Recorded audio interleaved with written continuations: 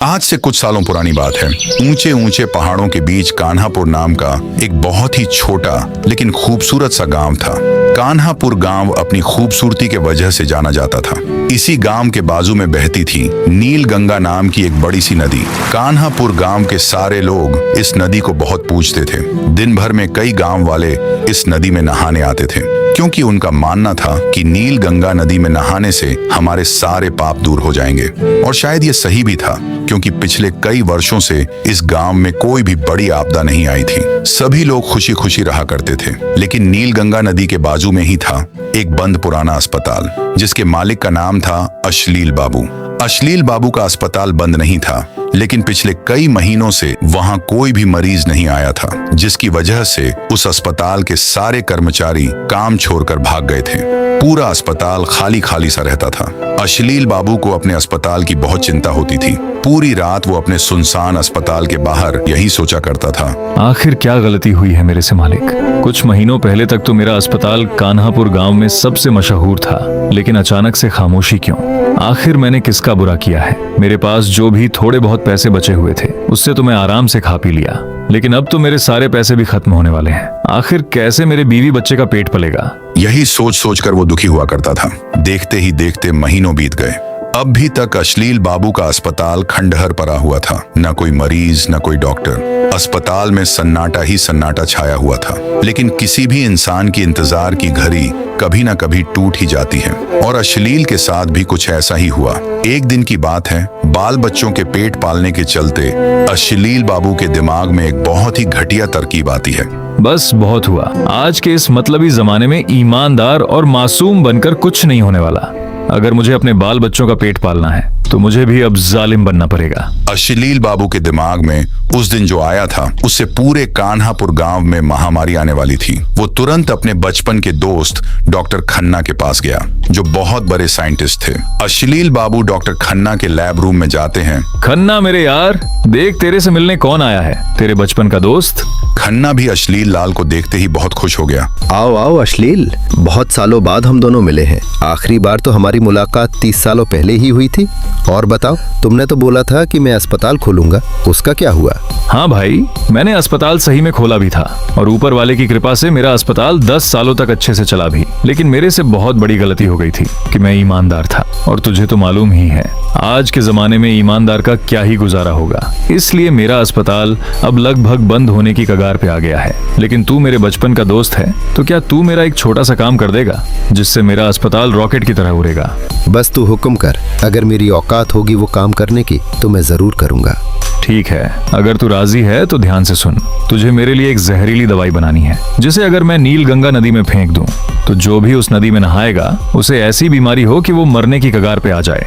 फिर पक्का सभी लोग मेरे अस्पताल में अपना इलाज कराने आएंगे। फिर मैं सबको गलत सलत दवाई देकर और बीमारी बढ़ाऊंगा और पैसे ऐंठूंगा पैसे।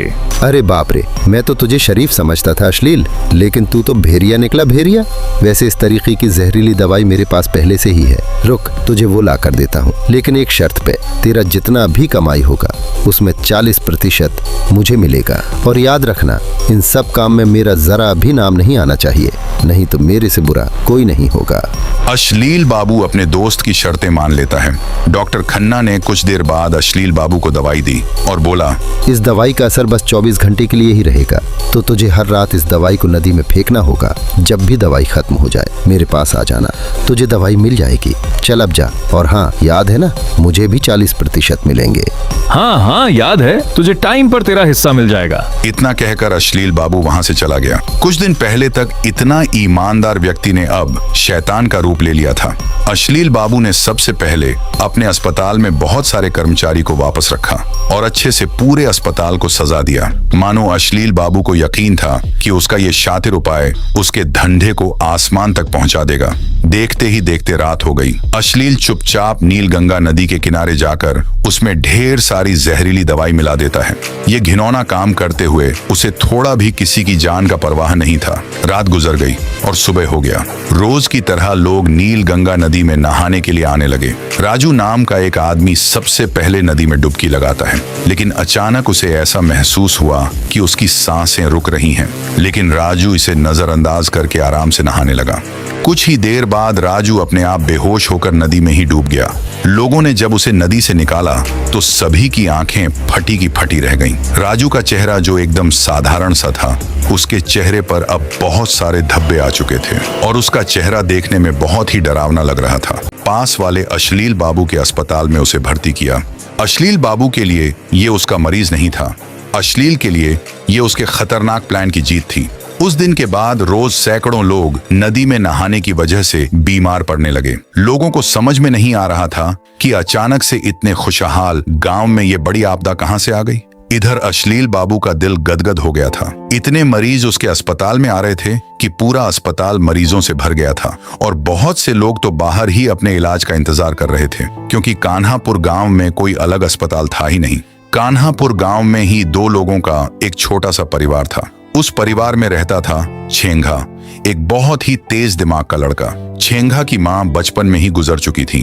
तब से वो अपने पापा के साथ रहता था, जिनका नाम था आचार दुबे। छेंघा बहुत दिनों से अपने गांव की ये बुरी हालत देख रहा था कि कैसे लोग बीमार पड़ रहे हैं और पूरा गांव किसी काले संकट में फंस चुका है। लेकिन बदकिस्मती से एक दिन छेंघा के पापा आचार दुबे जी नीलगंगा नदी में नहाने चले गए और उनके साथ भी वही हुआ। वो भी नदी में नहाते नहाते बेहोश हो गए और फिर जब लोगों ने उन्हें बाहर निकाला तो उनका चेहरा भी पूरा बदल चुका था। मानो नदी में कोई ऐसी चीज है जिससे इंसान का चेहरा पूरा गल जाता हो।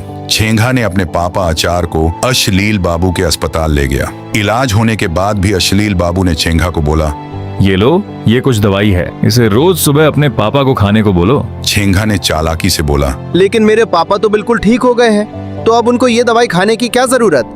तुम्हें जितना बोला गया है उतना करो। अगर ये दवाई नहीं खिलाओगे तो तुम्हारे पापा की जान को खतरा है। अब तुम्हें तय करना है कि ये दवाई तुम अपने पापा को खिलाओगे या नहीं। छेंघा को दाल में कुछ काला लग रहा था, फिर भी उसने डॉक्टर अश्लील की बात मान ली और फिर रोज छेंघा अपने पापा को वो दवाई देने लगा। लेकिन कुछ ही दिनों बाद फिर से आचार दुबे जी की तबीयत बिगड़ गई और जब उन्हें अस्पताल ले जाया गया तो वो मौके पर ही एक्सपायर कर गए। छेंघा फूट फूट कर रोने लगा। इतना इलाज कराने के बाद और लाखों रुपए खर्च करने के बाद भी उनके पापा नहीं बच पाए। उस रात छेंघा ने यह ठान लिया था कि वो अपने पापा की मौत का बदला लेकर रहेगा। बस बहुत हुआ। मुझे पहले ही लग रहा था कि दाल में कुछ काला है, क्योंकि मेरे पापा ठीक हो चुके थे। फिर भी उस डॉक्टर ने मुझे दवाई दी। पक्का वो पैसे कमाने के लिए ये सब करा होगा। अब मैं उस डॉक्टर से बदला लेने के साथ साथ नीलगंगा नदी का भी रहस्य पता करूंगा, क्योंकि पहले तो कोई उस नदी में नहाने के बाद बीमार नहीं पड़ता था। अब अचानक से लोग बीमार क्यों पड़ने लगे? छोटी सी उम्र में ही छेंघा ने ये बड़ा राज पता लगाने की सोच लिया। लेकिन अगर अश्लील बाबू को पता चलेगा कि कोई नीलगंगा नदी का रहस्य जानना चाहता है तो पक्का वो उसे मरवा देगा। इसीलिए छेंघा के लिए ये बहुत ही जोखिम भरा काम होने वाला था। इधर अश्लील बाबू रोज रात को नीलगंगा नदी के किनारे आता था और अपने दोस्त डॉक्टर खन्ना की दी हुई दवाई पूरे नदी में छिड़क देता था। उसे अब भी दया नहीं आ रही थी उन लोगों पर जिन्हें उसने बीमार किया था और नकली दवाई दे देकर मार दिया था। ऐसे ही समय बीतता गया। लेकिन एक दिन छेंघा नीलगंगा नदी के पास सच्चाई का पता लगाने आया और एक बड़े से पत्थर के पीछे छुप के देखने लगा कि आखिर क्यों ये नदी प्रदूषित होती जा रही है। देखते ही देखते सुबह से शाम हो गई। छेंघा अभी तक वहीं पर छुप कर देख रहा था। अचानक छेंघा की नजर जमीन पर पड़े एक शीशी पर पड़ी। वो उसके पास गया और उस शीशी को ध्यान से देखने लगा। तभी छेंघा ने जो देखा उसे जोर का झटका लगा। उस शीशी पर डॉक्टर खन्ना का टैग लगा हुआ था। उसने सोचा, अच्छा, मतलब मशहूर डॉक्टर मिस्टर खन्ना की ये दवाई की बोतल है। ये तो बहुत जहरीली लग रही है। ओहो, अब समझ आया, खन्ना ही इन सब चीजों के पीछे है। वो तो साइंटिस्ट है ना, तो उसने ऐसी दवाई बनाई होगी जिससे सभी लोग बीमार पड़ सकें। लेकिन वो ऐसा क्यों करेगा? जरूर डॉक्टर खन्ना के साथ कोई और मिला हुआ है, पता लगाना पड़ेगा। छेंघा तुरंत कान्हापुर गांव से बहुत दूर चलकर डॉक्टर खन्ना के लैब रूम में पहुंचा। छेंघा बहुत गुस्से में था। वो लैब रूम के अंदर गया। उसने देखा कि खन्ना कुछ कर रहा है। छेंघा ने अपने साथ एक चाकू भी लाया था, क्योंकि उसे मालूम था कि खन्ना आसानी से सच नहीं उगलने वाला। उसने खन्ना को पीछे तकाया। तुम कौन हो और तुम्हारी हिम्मत कैसे हुई मेरे लैब के अंदर आने की? चेंगा ने बोला, मैं कौन हूँ तेरे लिए ये जानना जरूरी नहीं है। तू मुझे चुपचाप ये बता कि तूने ऐसी जहरीली दवाई क्यों बनाई और किसके कहने पर बनाई है, जिससे नील गंगा नदी प्रदूषित हो सके और सभी लोग बीमार हो जाएं। मेरे से सवाल पूछने वाले तुम होते कौन हो?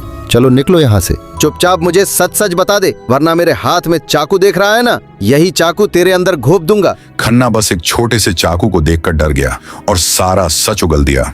मुझे मत मारना, मैं सब सच सच बताता हूँ। खन्ना ने चेंगा को सब सच सच बता दिया कि कैसे अश्लील बाबू उसके पास जहरीली दवाई मांगने आया था और उसने दोस्ती और 40% पैसों के चक्कर में उसे दवाई दे दी। ये सारी बातें सुनकर चेंगा का गुस्सा 7वें आसमान पर पहुंच गया। अच्छा, तो ये सच है? अब वो अश्लील बाबू मेरे हाथों से नहीं बच सकता। मुझे पहले ही उस पर शक हो चुका था कि इन सब चीजों में उसका ही हाथ है, लेकिन तुम ये मत समझना कि तुम मेरे हाथों से बच जाओगे। तुम्हारे वजह से मेरे पापा इस दुनिया में नहीं रहे, मैं तुम्हें छोड़ूंगा नहीं।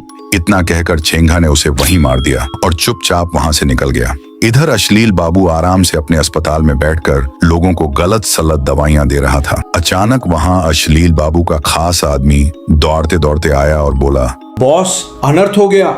किसी ने आपके साइंटिस्ट दोस्त डॉक्टर खन्ना को मार दिया है। अश्लील बाबू ये सुनते ही चकरा गया। क्या?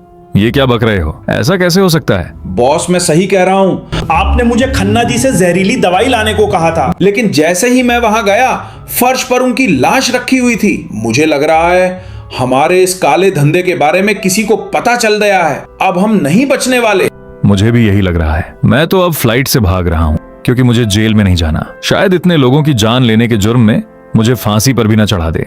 इतना कहकर अश्लील बाबू अपने अस्पताल से भाग गया और जल्दी जल्दी अपने घर की तरफ बढ़ने लगा, क्योंकि उसे बैग पैक करके फ्लाइट से भी भागना था। लेकिन अचानक रास्ते में उसके सामने चेंगा आ जाता है। चेंगा के हाथों में वही चाकू थी जिससे उसने डॉक्टर खन्ना को टपकाया था। अश्लील बाबू ने चेंगा से कहा, मेरे सामने ऐसी पागलों की तरह आकर खड़ा क्यों हो गया है? चल हट मेरे रास्ते से, वैसे भी मेरा दिमाग बहुत खराब है। चेंगा ने धीमी आवाज में कहा, तेरी वजह से मेरे पापा इस दुनिया में नहीं रहे। तूने कुछ पैसे कमाने के लिए मेरे पापा को और बहुत से मासूम गांव वालों को मार दिया। तेरे दोस्त को तो मैंने मार दिया। रुक, अब तेरी गुद्दी लाल करता हूँ। इतना कहकर चेंगा ने अश्लील बाबू को भी मार दिया। उस दिन के बाद पूरे कान्हापुर गांव में वही शांति छा गई जो आज से कुछ महीनों पहले हुआ करती थी। चेंगा भी अपने पापा के बिना खुशी खुशी रहना सीख लिया था। इधर अश्लील बाबू का अस्पताल फिर से खंडहर बन चुका था। न कोई कर्मचारी, न कोई मरीज।